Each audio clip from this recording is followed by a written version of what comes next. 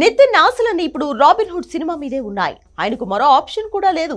ఈ సినిమాతో ఖచ్చితంగా హిట్ కొట్టాల్సిందే. ఎందుకంటే అప్పుడెప్పుడో కరోనా రాకముందు భీష్మ సినిమాతో హిట్ కొట్టాడు నితిన్.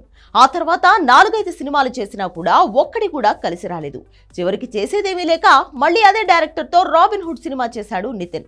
2 బ్లాక్ బస్టర్స్ తర్వాత వెంకీ కుటుంబం నుంచి వస్తున్న సినిమా కావడంతో దీనిపై అంచనాలు బాగానే ఉన్నాయి. నిజం చెప్పాలంటే చాలా సార్లు వాయిదా పడి ఈ సినిమా విడుదలకు సిద్ధమైంది.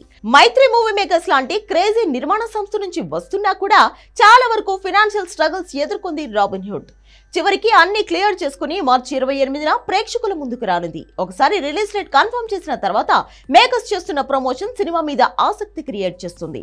ఎప్పటికప్పుడు సరికొత్త ఎంటర్టైన్మెంట్ కంటెంట్ అప్లోడ్ చేస్తూ సినిమా మీద అంచనాలు పెంచేస్తున్నారు hero Nithin and director Venky Kudumula.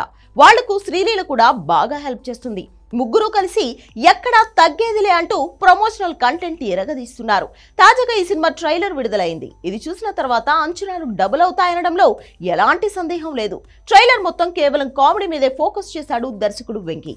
మధ్యలో స్టోరీ రివీల్ చేయాలని చూసినా కూడా మెయిన్ కాన్సంట్రేషన్ అంతా కామెడీ మీదే పెట్టాడు. నితిన్, రాజేంద్ర ప్రసాద్, వెల్లెల కిషోర్ మధ్యలో వచ్చే సీన్స్ కడుపుబ్బా నవ్విస్తాయని ట్రైలర్ చూస్తుంటే అర్థమవుతుంది.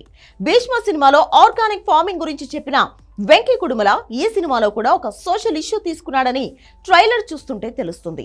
తాను ఇవ్వాలనుకున్న సందేశాన్ని పూర్తిగా ఎంటర్టైనింగ్ పద్ధతిలో ఇస్తున్నాడు వెంకీ. ట్రైలర్ అంతా ఒకెత్తైతే చివరి షాట్ లో డేవిడ్ వార్నర్ అలా హెలికాప్టర్ నుంచి దిగుతూ నడిచొచ్చే షాట్ మరో ఎత్తు.